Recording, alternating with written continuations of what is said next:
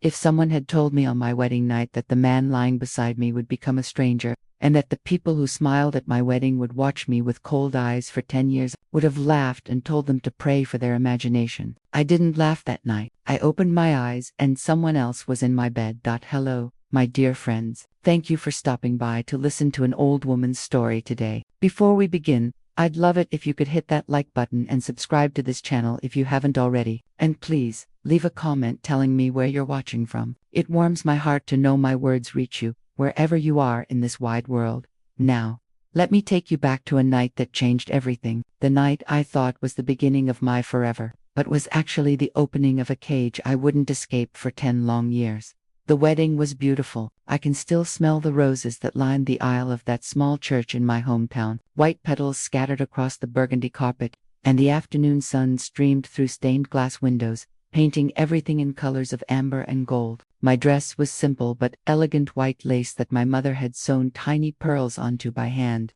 One by one, during the long evenings leading up to the ceremony, I felt like a princess from the storybooks I'd read as a girl. My husband, I'll call him Richard, though that's not his real name, stood at the altar in a sharp black suit. His family had money, real money, the kind that bought respect and silence in equal measure. I came from simpler stock. My father worked at the factory, and my mother took in sewing. We had love and laughter in our little house, but we never had wealth. Richard had courted me for 8 months. He'd drive up to our town in his sleek black car, take me to nice restaurants in the city, bring flowers for my mother. He promised me security, comfort, a life where I'd never want for anything. My parents were thrilled. He's a good man, from a good family, my father said, shaking Richard's hand firmly the night he asked for my hand in marriage. I believed in fairy tales then. I believed that love conquered all, that a good heart mattered more than money, and that the vows we spoke in that church, for better or worse, in sickness and in health, actually meant something. The reception was held at Richard's family estate, a sprawling mansion with manicured gardens and a fountain in the courtyard. His mother, a woman with silver hair always pulled back in a tight bun, and lips that never quite smiled with her eyes, had insisted, "We must do this properly," she'd said, looking at my mother's modest suggestions with barely concealed disdain. The guests danced and drank champagne. Richard's business associates congratulated us. His younger brother, Thomas, made a toast that drew laughter from the crowd. I remember Thomas's eyes on me that night, a look I couldn't quite place, something between amusement and assessment, like a man appraising a purchase. As the evening wound down, Richard took my hand, ready to go upstairs. "Mrs. Richardson," he whispered, and my heart fluttered with nervousness and anticipation. The guests waved and cheered as we climbed the grand staircase to the east wing, where a bedroom had been prepared. The room was beautiful. Rose petals on the bed, candles flickering on the nightstand, my wedding gown laid carefully over a chair. Richard kissed my forehead and said he needed to speak to his brother about some urgent business matter. "Just 5 minutes," he promised. I nodded, understanding that his family's business often demanded attention at odd hours. I changed into the white silk nightgown I'd bought for this special night, took down my hair, and sat on the edge of the bed, waiting. My hands trembled slightly. This was it, the beginning of my new life. 20 minutes passed, then 30. I heard footsteps in the hallway and smiled, thinking Richard was finally returning. The door opened, but it wasn't Richard who walked in. It was a woman I'd never seen before. She was younger than me, maybe 23 or 24, with dark hair and a red dress that clung to her curves. She stopped when she saw me, her eyes widening for just a moment before her expression settled into something cold and knowing. "Oh," she said, her voice dripping with false surprise. "You're still here." My mouth went dry. This is my room. Our room. I'm Richard's wife." She laughed, a sound like breaking glass. "Of course you are, sweetheart." She walked past me to the closet, opened it, and pulled out a robe that I hadn't noticed before. It clearly belonged to her. "Richard will be up in a moment. He asked me to check on you." Before I could respond, Richard appeared in the doorway. His tie was loosened, his expression carefully neutral. "Darling," he said to me, his voice measured and calm, "I see you've met Catherine. She's an old family friend. She's staying in the adjoining room and must have gotten confused." Catherine smiled at him, a smile that held secrets I couldn't yet understand. "My mistake," she said sweetly, then walked past him out the door, her fingers trailing across his shoulder as she went. I stood there, my heart pounding, confusion and a cold dread washing over me. Richard, what? He closed the door and turned to me, his expression hardening just slightly. Catherine is very important to our family's business connections. Her father owns 3 factories we contract with. You'll see her around the house from time to time. But she acted like she belongs here. Don't be dramatic. His voice was gentle, but there was steel underneath. You're tired. It's been a long day. Let's not start our marriage with jealousy and scenes. He approached me, placed his hands on my shoulders. You're my wife now. That means you represent this family. We don't air private matters. We don't make accusations. We smile and keep family business private. Do you understand? I wanted to argue, to demand answers, but something in his eyes made me stop. A warning, subtle but clear. I understand, I whispered, that night. As I lay in bed beside a man who had suddenly become a stranger, I told myself I'd misunderstood the situation, that I was being paranoid, that tomorrow, in the light of day, everything would make sense. I was so very wrong. The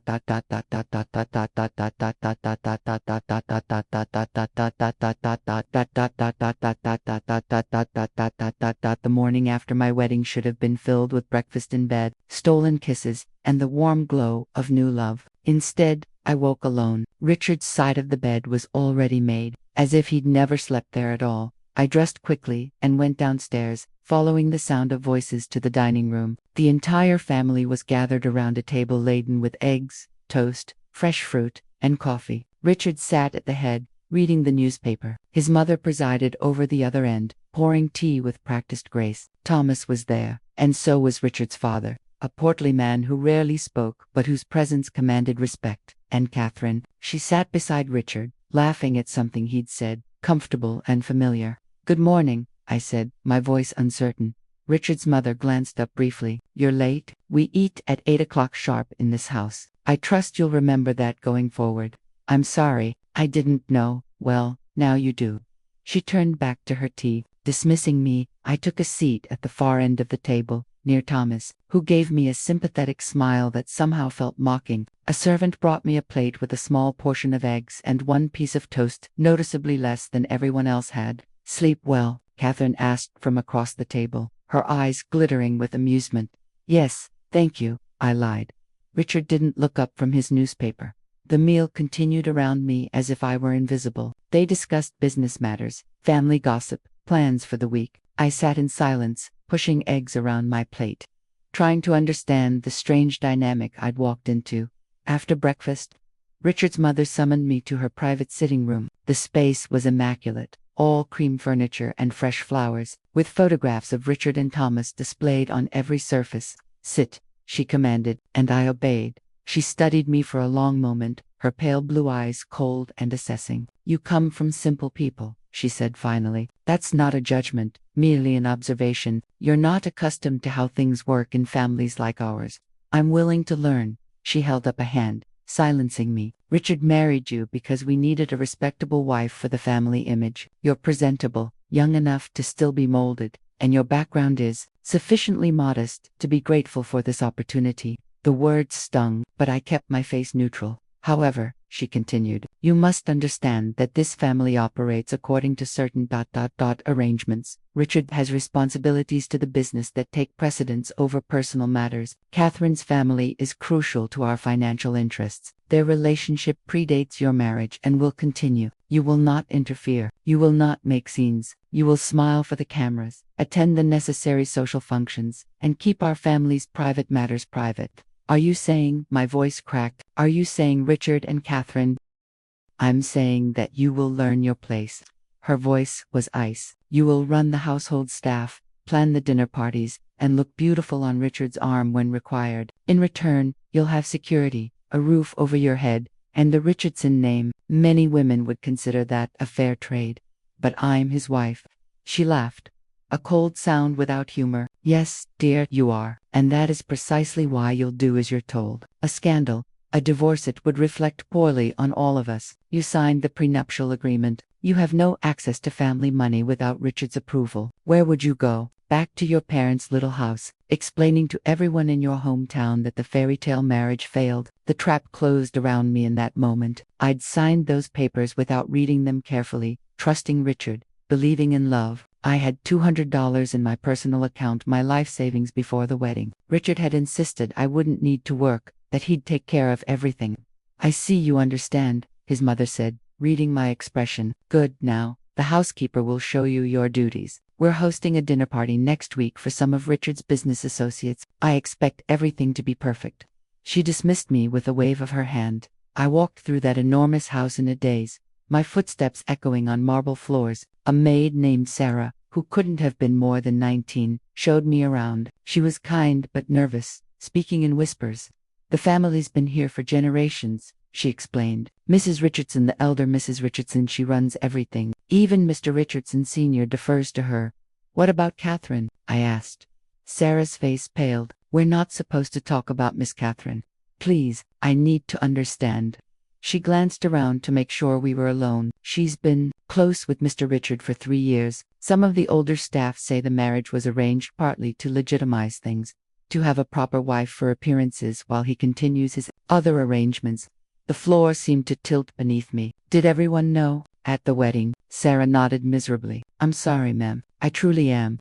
That week, I learned the rules of my new prison. I was to wake at 7, oversee breakfast preparations, and then spend my days managing a staff of 6 who reported everything I did back to Richard's mother. I was given an allowance of $50 a week for personal items, pocket change. Really, from a family worth millions. Catherine lived in the West Wing, in a suite of rooms as grand as the one I shared with Richard. She came and went as she pleased, often joining Richard in his study for business discussions that lasted hours. At dinner parties, she was introduced as a family friend, and I was expected to smile and make polite conversation, while she touched my husband's arm and whispered in his ear.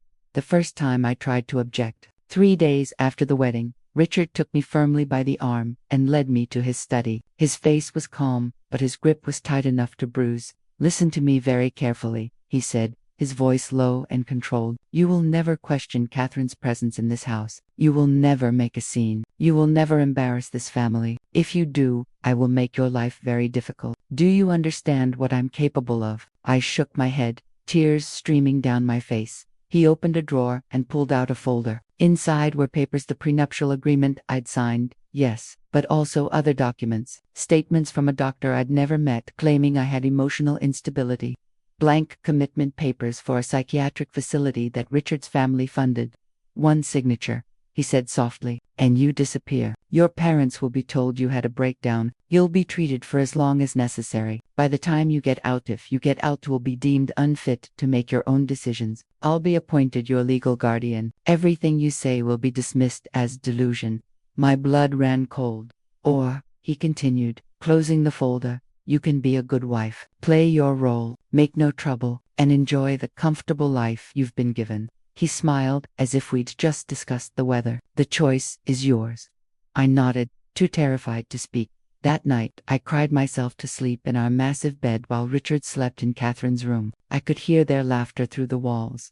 The next morning, I smiled at breakfast. I planned the dinner party. I learned to keep my eyes down and my mouth shut, and I began the longest 10 years of my life.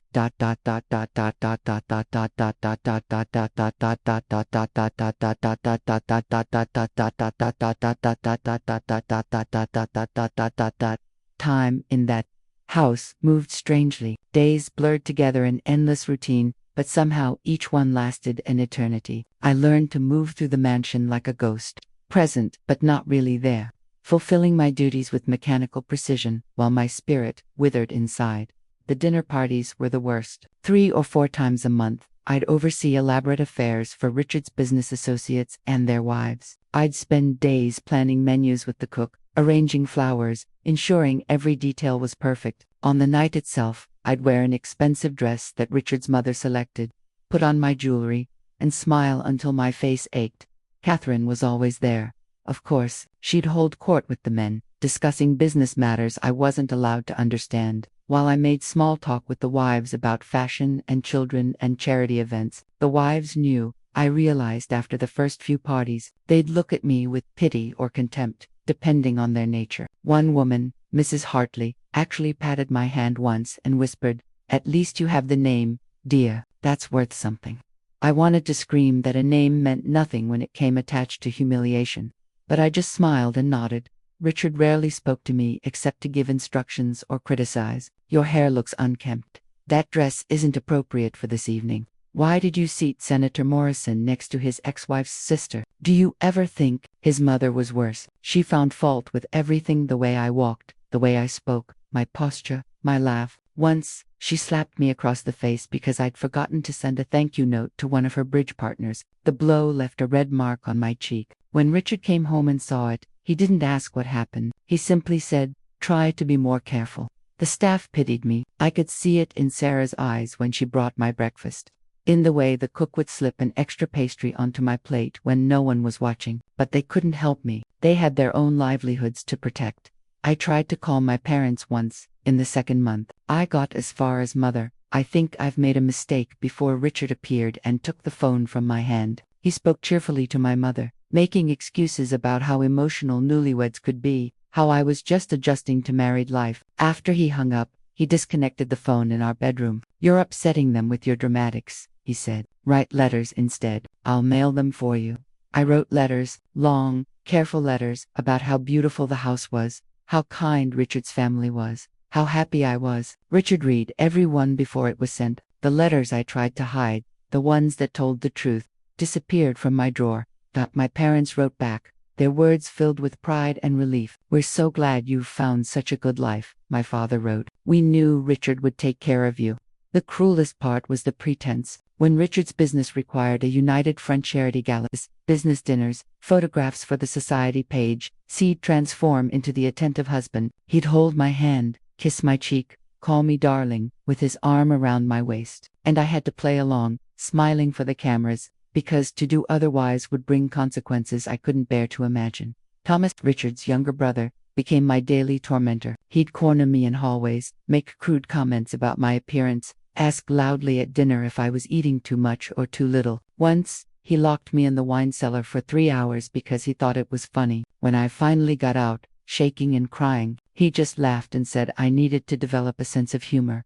If I complained to Richard, he'd sigh and say Thomas was just being playful, that I was too sensitive, that I needed to learn to take a joke. The seasons changed. Summer turned to autumn, autumn to winter. My first Christmas in that house, I received a diamond bracelet from Richard, beautiful and expensive, and given to me in front of his family so I'd be obligated to express gratitude. Catherine received a matching necklace. I stopped looking in mirrors. The woman who stared back at me was a stranger, thin, pale, with dark circles under her eyes and a permanent tension in her jaw. I was 23 years old and I looked 40. In the third year, I developed a routine to survive. I'd wake before dawn and walk through the gardens before anyone else was up, pretending for just a few minutes that I was free. I'd memorize the way the morning light hit the roses, the sound of birds singing, the smell of wet grass. Those moments were mine alone, small treasures I could hold on to. I started keeping a journal, hidden behind a loose panel in the closet. I wrote everything: the date, what happened, what was said to me, how I felt. I didn't know why I was doing it then. It just felt important to document that I existed, that I wasn't just the hollow shell they wanted me to be. Sarah, the young maid, became my only friend. She'd bring me tea in the afternoons, and we'd talk quietly about books we'd read, places we'd dreamed of going. She was saving money to eventually leave service and go to nursing school. Her ambition reminded me that there was a world outside this house where people had dreams and futures. "Why don't you leave?" she asked me once, then immediately looked horrified at her own boldness. I almost told her the truth about the papers, the threats, the way they'd boxed me in. Instead, I just said, "It's complicated." She nodded, understanding more than I'd said. Years 4 through 7 passed in a haze of sameness. More dinner parties, more nights listening to Richard and Catherine through the walls. My parents visited twice, carefully orchestrated weekends where everyone performed their roles perfectly. They left convinced I was living a dream life. I learned things during those years. I learned how to plan events that impressed even Richard's mother. I learned the names and preferences of every important person in Richard's business network. I learned to read contracts by studying the papers that crossed Richard's desk. I learned basic accounting by reviewing the household budgets Richard's mother gave me. I didn't know I was learning these things for a reason. I thought I was just passing time, filling the empty hours with something to occupy my mind. But my brain, some survival instinct I didn't know I had, was gathering tools. In the 8th year, something shifted. I was 31 years old. I caught my reflection in a window one day and barely recognized myself. And I realized I had a choice. I could let them erase me completely, or I could start fighting back in small, invisible ways. I began with tiny acts of defiance. I'd rearrange Catherine's schedule when I overheard her plans, causing her to miss appointments. I'd forget to pass along messages to Richard's mother, creating minor inconveniences, nothing traceable, nothing that could be pinned on me. But small victories nonetheless. I paid attention to the family's business dealings. Richard often discussed strategy with Thomas in this study, their voices carrying into the hallway where I'd pause while dusting or arranging flowers. I learned about their investments, their debts, their questionable dealings with contractors who cut corners. I also learned, by listening carefully, that the family's fortune wasn't as secure as they pretended. Richard's father had made some poor investments. They were deeply leveraged, maintaining their lifestyle through a complex web of loans and credit. The facade of wealth was real, but fragile. This knowledge was power, though I didn't yet know what to do with it. In the 9th year, my mother died suddenly, a stroke, they said. Richard allowed me to attend the funeral but insisted on coming with me, controlling who I spoke to and for how long. At the cemetery, I stood by her grave and whispered, "I'm sorry I lied to you. I'm sorry you died thinking I was happy." My father, devastated and suddenly looking ancient, held my hands and said, "At least I know you're taken care of. Your mother died at peace, knowing you were safe and loved." The guilt nearly broke me. But something else happened at that funeral. An old friend from my school days, Margaret, pulled me aside. She'd become a lawyer, moved to the city, built a successful practice. She looked at me with concern and said, "You look like you're drowning. Are you okay?" For the first time in 9 years, someone had really seen me. "I can't talk here," I whispered. "But Margaret, if I ever need help, ... She pressed a business card into my palm. "Call me, anytime, I mean it." Richard found us a moment later and steered me away, but I kept that card hidden in my shoe for the entire ride home. That night, I tucked it into my journal behind the loose panel. The 10th year began with Richard's mother falling ill. Nothing serious, just age catching up with her. But it meant she spent more time resting and less time managing the household with an iron fist. This gave me more autonomy, more access to files and documents that were usually kept from me. I found the original prenuptial agreement and read it carefully. It was as bad as I'd feared. I had no claim to any assets, no right to alimony, nothing. But I also found something interesting. The agreement required Richard to maintain documentation of all household expenses, and I was listed as a co-signatory on the household accounts, probably just as a formality. I didn't have access to those accounts, but I was legally connected to them. I kept reading, kept learning, kept tucking away information. Then came the night everything changed. It was spring of the 10th year. Richard was hosting investors for a potential new venture. I'd overseen dinner, as always, smiled as always, played the gracious hostess as always, but I'd also listened carefully to every word of their business discussion. They were planning to build luxury condominiums on land they didn't quite own yet, land that belonged to a small community of working-class families who were being pressured to sell. Richard and Thomas were describing, quite openly after several drinks, how they'd use city connections to condemn the properties, force the sales, and pocket the difference. It was cruel. It was probably illegal. And it was exactly what I needed.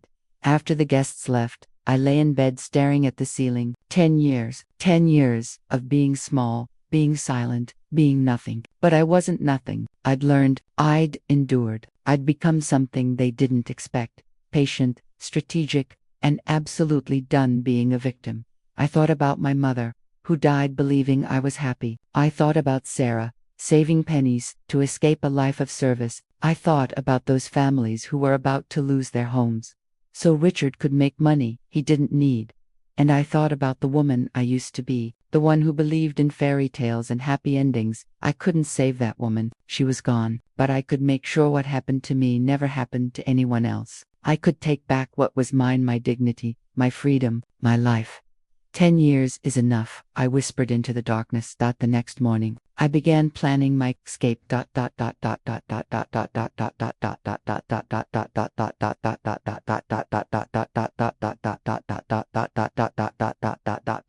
first step was money. I needed resources that Richard couldn't trace or freeze. The household allowance I received was $50 a week, not much, but over 10 years, even saving a fraction would add up. The problem was that I'd spent most of it on small necessities and gifts I was expected to give on the family's behalf. But I had other options. Over the years, I'd been given expensive jewelry for birthdays and holidays, not out of love, but because Richard's mother insisted the family maintain certain appearances: diamond earrings, pearl necklaces, gold bracelets. All of it sat in my jewelry box, rarely worn because I had no joy in wearing symbols of my captivity. I began sneaking pieces out of the house during my rare trips to town. Richard's mother had become lenient about my supervised shopping trips in her old age, usually just sending Thomas or a driver to accompany me. I'd wear a piece of jewelry, visit the restroom at a restaurant or store, and leave it hidden in my purse. Then I'd return wearing different pieces from a small selection I rotated. No one noticed. I found a pawn shop 3 towns over. The owner, an elderly man named Mr. Chen, asked no questions. He'd appraise each piece, offered me half its value, and pay in cash. It wasn't much, a few hundred here, 1,000 there, but it accumulated. I kept the money in a small velvet bag tucked inside a box of tampons in the bathroom cabinet. Richard would never look there. Within 6 months, I had nearly $8,000. It wasn't a fortune, but it was freedom money, enough to disappear, rent a small room somewhere, survive while I figured out the next steps. The second step was documentation. I needed proof of everything: the threats, the abuse, the questionable business dealings. My journal helped, but it was just my word against theirs. I needed something concrete. Richard was careless in his confidence. He'd leave his study unlocked, files scattered across his desk. Over the course of several months, I developed a routine. Late at night, when he was with Catherine and the rest of the house slept, I'd slip into his study with a small flashlight. I'd photograph documents with an old camera I'd found in a storage closet: contracts, bank statements, letters from lawyers, communications with city officials that showed the corruption behind the condominium deal.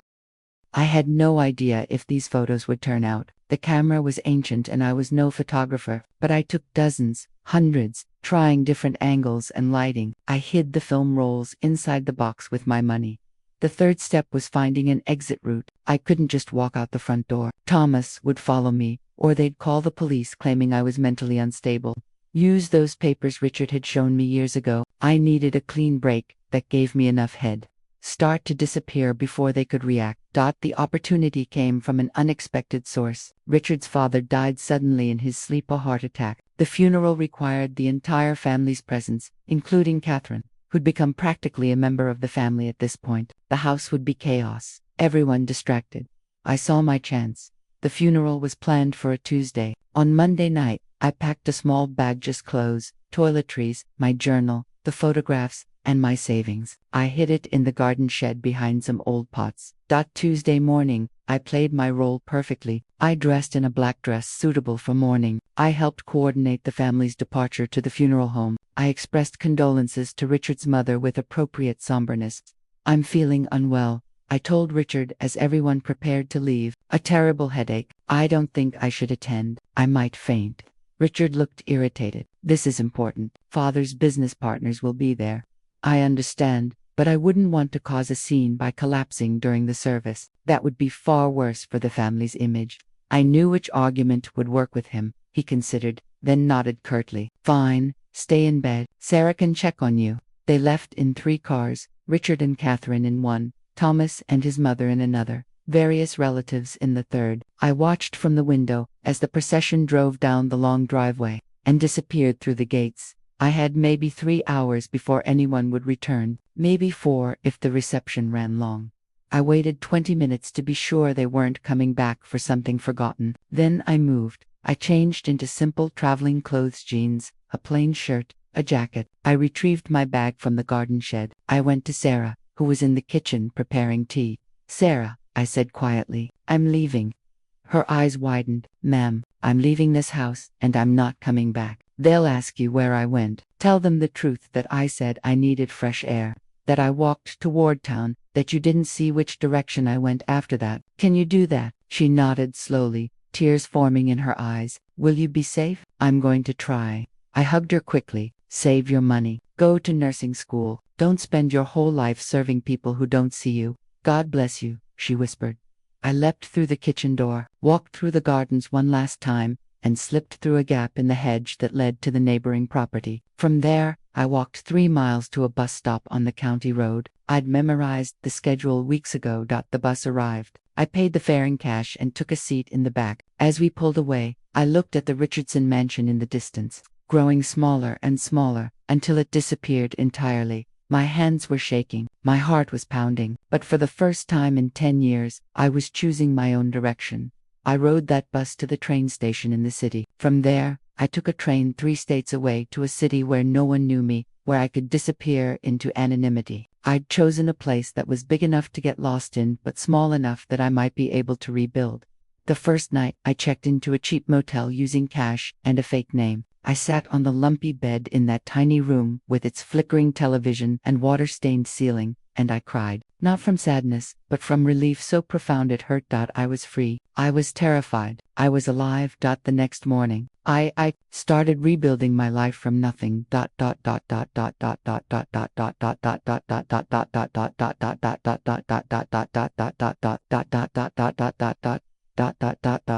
city I'd chosen was a mid-sized manufacturing town with a struggling economy. It wasn't glamorous, but that's exactly why I'd picked it. People minded their own business here. No one asked too many questions about a woman who showed up with little money and no history. I found a room in a boarding house run by a widow named Mrs. Patterson. It was small, just a bed, a desk, and a shared bathroom down the hall, but it was mine. $20 a week. She didn't require references, just first and last month's rent up front. You running from something? She asked me the day I moved in, her eyes sharp behind thick glasses. Yes, I answered honestly. She nodded. Husband? Something like that. Well, you seem like a decent sort. I don't allow drinking or men in the rooms, and breakfast is at 7 if you want it. Extra $2 a week. Otherwise, you're on your own. Thank you, Mrs. Patterson. Call me Dorothy, and whatever you're running from, I hope you stay ahead of it. Finding work was harder than I'd expected. I had no recent work experience, no references I could safely use. The jobs I was qualified for: administrative work, bookkeeping, all wanted documentation of my previous employment. I couldn't very well list hostage of the Richardson family on an application. I lasted a week on my savings, before panic set in. I was running out of money and options. Then I saw a sign in the window of a small bakery: help wanted, no experience necessary. The owner, Maria, was a sturdy woman in her 50s, with flour-dusted hands and a warm smile. You ever work in food service? She asked. No, but I'm a fast learner. I've managed large dinner parties, coordinated catering, worked with menus. She studied me. You're educated. You speak well. Why do you want to work in my bakery? Because I need a job and you're willing to give me a chance. Something in my voice must have resonated. 4:30 in the morning to noon. Minimum wage plus tips. You help with baking. You serve customers. You clean. It's hard work. When do I start? I started the next morning, and she was right. It was hard work. My hands, soft from a decade of doing nothing more strenuous than arranging flowers, blistered from kneading dough and scrubbing pans. My back ached from standing for hours. I burned myself on hot ovens and cut myself with bread knives. But it was honest work, work I chose, work that earned me money, that belonged to me. Maria taught me to bake. Bread is patient, she'd say as we worked in the pre-dawn darkness. You can't rush it, you can't force it, you have to respect the process. I learned to shape loaves, to judge when dough had risen enough, to achieve that perfect golden crust. There was something meditative about the work, something healing in creating food that nourished people. The customers were kind, working-class folks, mostly factory workers stopping in before their shifts, elderly couples buying their weekly bread, mothers with children picking out cookies. They called me honey and dear and left quarters in the tip jar. After 6 months, Maria pulled me aside. You're good at this, better than good. You understand people, you remember their orders, you make them feel welcome. I'm making you assistant manager, $1 more an hour, and you'll help me with ordering and bookkeeping. I nearly cried. A promotion, recognition for work I'd actually done, not because of a name I'd married into. The bookkeeping reignited skills I'd been storing away for years. I'd watch the numbers, see patterns, understand cash flow. Maria's bakery was struggling not because the business was bad, but because she was too generous, extending credit to customers who couldn't pay, ordering ingredients at retail prices instead of finding wholesalers. Maria, I said gently one day, May I make some suggestions? She looked skeptical but nodded. I showed her how we could reduce costs by 20% by ordering flour and sugar in bulk from a restaurant supplier. I suggested adjusting our hours to focus on our busiest times. I created a loyalty card system that encouraged repeat business. Within 3 months, the bakery's profits increased by 35%. Where did you learn this? Maria asked, amazed. I had a lot of time to watch and learn, I said vaguely. She didn't push, and I was grateful. As the bakery stabilized, Maria insisted on profit sharing. You saved this place, she said. You deserve more than wages. For the first time since I'd left the Richardson mansion, I had real money coming in. Not a fortune, but enough to save, enough to plan. I'd been in my new city for almost 2 years when I received my first sign that the past wasn't quite done with me. I was at the bank, depositing the bakery's weekly earnings, when I saw a newspaper on the counter. The headline made my blood run cold. Richardson Development wins controversial housing contract. There was a photo of Richard, smiling that charming smile, shaking hands with the mayor. The article detailed how Richardson Development had successfully acquired the land for their condominium project, the same one I'd heard them discussing that night. The families had been forced out, their homes demolished, all so Richard could build luxury housing. I bought the paper and took it home. That night, I spread it across my desk alongside the photographs I'd taken from Richard's study. I'd never developed them. I had no idea where to even take such things without raising suspicions. But looking at them now, knowing what I knew, I realized I might have evidence of corruption, of payoffs, of the very kind of illegal dealing that had destroyed those families' lives. I thought about calling Margaret, the lawyer friend from my mother's funeral, but I hesitated. Was I ready? Did I have enough? Would anyone even believe me? The decision was made for me a week later. Sarah found me. I was opening the bakery at 4:30 in the morning when I heard a knock at the back door. I opened it cautiously, and there she stood, older, thinner, but unmistakably Sarah. Ma'am, she said, and burst into tears. I pulled her inside, locked the door, and held her while she sobbed. When she finally calmed down, her story spilled out. After I'd left, the Richardson family had been furious. They'd interrogated everyone, threatened staff, hired private investigators. Sarah had stuck to the story that I'd gone for a walk and never came back, but she'd paid a price. Thomas had taken his anger out on her, making her life miserable until she finally quit. But that's not why I'm here, she said. I need to warn you. They're still looking. Thomas is obsessed. He's convinced you know something, that you took something. He's hired investigators in 3 states. I heard him talking about offering a reward for information about your whereabouts. My hands went cold. How did you find me? I saw you 3 weeks ago. I'd moved here for a job, and I was walking downtown and I saw you through the bakery window. I've been watching, making sure you were safe, trying to decide if I should approach you. Does anyone else know? No. I swear, I haven't told anyone. But ma'am, they're dangerous. Whatever you took or know, they wanted badly enough to keep searching after 2 years. I made a decision in that moment. Sarah, I need your help. Are you willing? She nodded without hesitation. I showed her everything: my journal, the photographs, the documents I'd copied. I told her about the threats, the abuse, the 10 years of imprisonment. I told her about the condominium deal and the families that had been displaced. We need a lawyer, I said, and we need to move fast before they find me. The next day, I called Margaret. We met at her office, a small but respectable practice in a modern building downtown. Margaret listened to my story without interrupting, her face growing darker as I spoke. When I finished, she was silent for a long moment. What you're describing is systematic abuse, possibly false imprisonment, and potentially criminal conspiracy related to the business dealings, she said finally. But I need to be honest with you. Going after the Richardsons won't be easy. They have money, connections, and a legal team that could bury us in paperwork. I know, I said, but those families they displaced, they deserve justice. And if I don't do this now, I'll spend the rest of my life looking over my shoulder. Margaret smiled. Then let's make sure we do this right. I'll need to develop those photographs, review all your documentation, and start building a case. In the meantime, you need to stay safe and keep your head down. How long will this take? At least a year, maybe 2. We're not just fighting a divorce here, we're potentially bringing criminal charges that requires ironclad evidence. A year, 2 years, after 10 years of suffering, I could wait 2 more if it meant doing this properly. There's one more thing. Margaret said. You'll need income beyond the bakery. Building this case will require resources, expert witnesses, document analysis, potentially depositions from other victims or witnesses. Do you have any way to increase your earnings? I thought about Maria's bakery, about the 35% profit increase I'd achieved with just basic business management. I thought about the skills I'd learned in the Richardson House, event planning, supplier negotiation, understanding high-end clients. I might have an idea, I said. I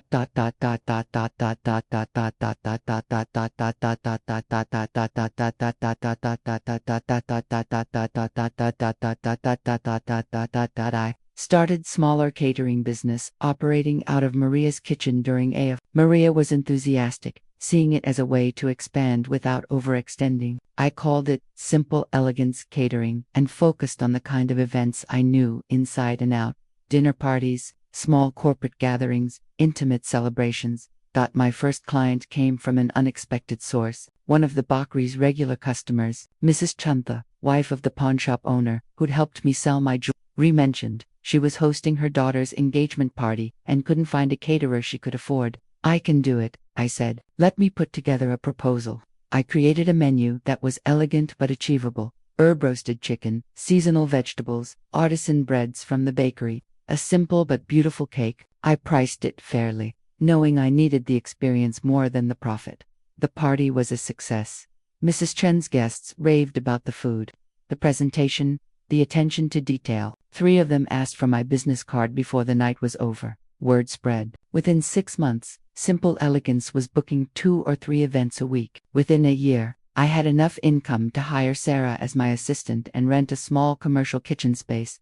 But I never forgot my purpose. Every dollar I earned beyond living expenses went into a legal fund. Margaret was building the case methodically, carefully. She'd hired a private investigator who confirmed many of the details in my journal. She'd developed the photographs. Most came out usable, showing clearly the documents I'd captured. She'd even found 2 of the families displaced by Richardson development, who were willing to testify about the intimidation they'd faced. We're building something strong, Margaret told me during one of our monthly meetings, but I need you to understand, when we file these documents, there's no going back. The Richardsons will come after you with everything they have. Your name will be in the papers. Your past will become public. Are you prepared for that? I thought about the woman I'd been on my wedding night, naive, hopeful, trusting. I thought about the ghost I'd become during those 10 years. And I thought about who I was, now a baker, a business owner, someone who'd rebuilt herself from nothing. I'm ready, I said. We spent another 6 months gathering additional evidence. Margaret discovered that Richard's business dealings were even more corrupt than I'd suspected. He'd bribed city officials, falsified environmental reports, and used shell companies to hide assets. The condominium deal was just one piece of a larger pattern of fraud. She also uncovered something personal that made my blood boil. Richard had filed for divorce 3 years after I'd left, claiming abandonment. He'd never seriously looked for me. He'd simply used my disappearance as an opportunity to marry Catherine officially, legitimizing her position while making himself look like the abandoned, sympathetic spouse. They moved on quickly, Margaret said, showing me society page clippings of their wedding. His mother passed away last year. The family business is struggling. Some bad investments finally caught up with them. This might actually work in our favor. They're vulnerable right now. In my 4th year away from that house, we were finally ready to strike. Margaret filed a comprehensive lawsuit on my behalf. It included annulment of the marriage based on fraud and duress, claims for emotional distress and false imprisonment, and demands for restitution. Simultaneously, she forwarded evidence of Richardson development's corruption to the State Attorney General's office and the FBI. The filing made regional news. Local businesswoman accuses prominent family of decade-long abuse. Read the headline. My photo recent, showing me confident and healthy alongside an old wedding photo where I looked impossibly young and fragile. The Richardson legal team responded within 48 hours with a vicious counterclaim. They called me a gold digger, a liar, mentally unstable. They produced the psychiatric evaluation papers Richard had threatened me with years ago, claiming I'd been hospitalized, a lie, and was delusional, another lie. But we'd anticipated this. Margaret had my medical records showing I'd never been treated for any psychiatric condition. She had testimony from Sarah and other former staff members. She had my journal with dates and details that matched business records and social event calendars. Most importantly, she had the photographs and documents showing criminal activity that had nothing to do with my personal claims. The case proceeded slowly, months of depositions, motions, countermotions. Richard's lawyers tried every trick to delay and deflect, but Margaret was relentless. And the criminal investigation by the state attorney general added pressure the Richardsons couldn't escape. I continued working, running my catering business, living my life, but now I lived it publicly, refusing to hide. I did a television interview where I calmly, clearly described what had happened to me. I started a blog about financial abuse and how to recognize warning signs in relationships. I became, somewhat accidentally, an advocate. Other women reached out to medicines, then hundreds, women who'd experienced similar abuse, who'd been trapped by prenuptial agreements and threats and family power. I realized my story wasn't unique. It was disturbingly common. That gave me a new purpose. Working with Margaret, I started a nonprofit organization to provide legal assistance to women escaping abusive marriages with wealthy spouses. We called it New Foundations and funded it partially through my catering business and partially through donations from people who'd heard my story.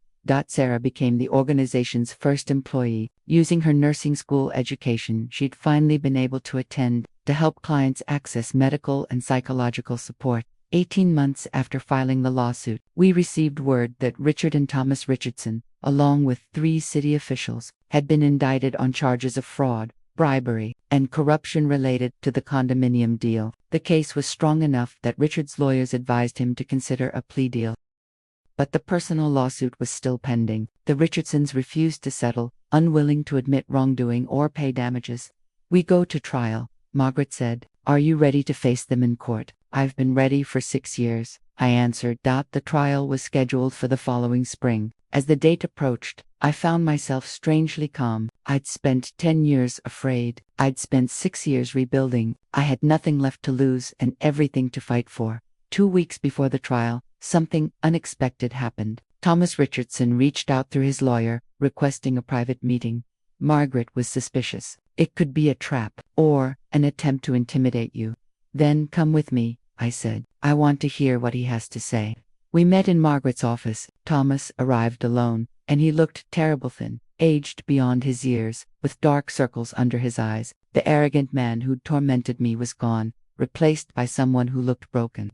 "I came to apologize," he said, his voice hoarse, "and to tell you that you were right about everything." He told us that Richard's criminal trial was going poorly. The evidence was overwhelming. Their lawyers had advised them to accept a plea bargain that included prison time. The family business was bankrupt. Catherine had left Richard the moment the money dried up.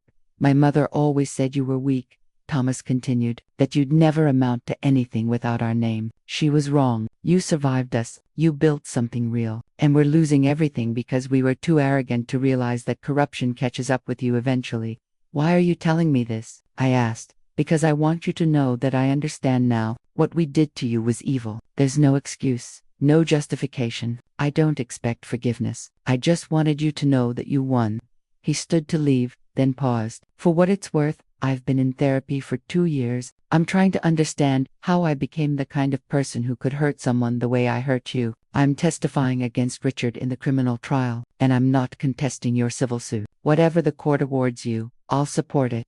After he left, I sat in silence for a long time. "Well," Margaret said finally, "that was unexpected."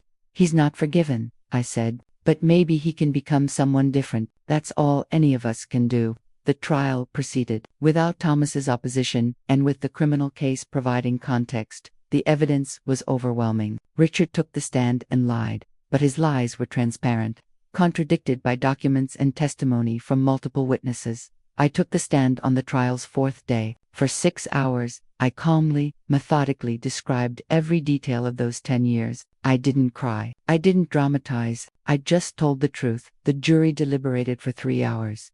They found in my favor on every count. The financial award was substantial, not just compensation for emotional distress, but punitive damages designed to send a message. The judge added a stern rebuke from the bench about families who abused their power and wealth to control and harm others. Boff Richard was sentenced to 4 years in prison for the criminal charges. His reputation was destroyed. The family business was liquidated to pay debts and judgments, and I walked out of that courtroom a free woman in every sense of the word. That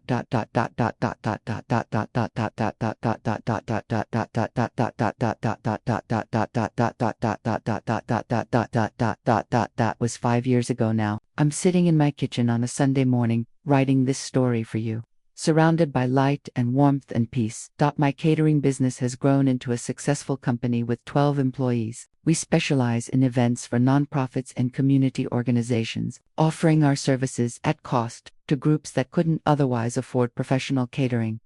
New Foundations, the organization I started to help women escape abusive situations, has assisted over 300 women in securing divorces, protective orders, and financial independence. Sarah runs it. Now she's brilliant at it, bringing compassion and competence to every case.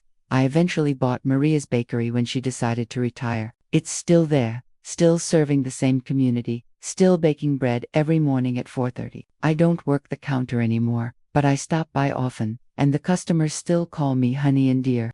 I never remarried. Some people think that's sad, but I don't.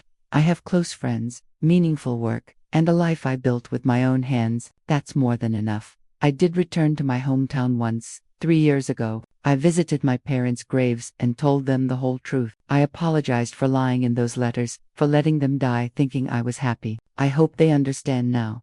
I've received 3 letters from Thomas over the years. He completed his sentence for his role in the corruption 2 years, reduced for cooperation. He's working as a counselor now at a halfway house for men coming out of prison. He says helping others is the only way he can begin to make amends for his past. We'll never be friends, but I respect that he's trying to become someone better. Richard, I heard, got out of prison last year. I don't know where he is or what he's doing. I hope he's learned something, but it's no longer my concern. Catherine, interestingly enough, reached out to me 2 years ago. She wanted to meet, to talk. We had coffee in a neutral location, with Margaret present at my request. She apologized, not just for her role in my abuse, but for her own situation. She'd been Richard's mistress because she thought that's what she had to do to secure her family's business relationship. When the money disappeared, she realized she'd wasted years of her life being complicit in cruelty for nothing. I thought I was being strategic, she said. I thought I was playing the game smart. I didn't realize I was just another victim in a different way. I didn't forgive her, not fully, but I understood that the Richardsons' toxicity had poisoned everyone around them, including those who thought they were benefiting from it. Looking back now, I see my story differently than I did when I was living through it. For so long, I thought those 10 years were wasted, lost, stolen from me, and they were. There's no denying the injustice of what was done to me. But those 10 years also taught me things I needed to know. They taught me patience. They taught me how to observe, how to learn, how to wait for the right moment. They taught me that survival is a skill, and that enduring doesn't make you weak, it makes you strong in ways that people who've never suffered can't understand. They also taught me what really matters, not money or status or appearances, not family names or social position. What matters is integrity, kindness, the courage to stand up for yourself and others, and the wisdom to know when to fight and when to rebuild. I didn't break them because I once loved them.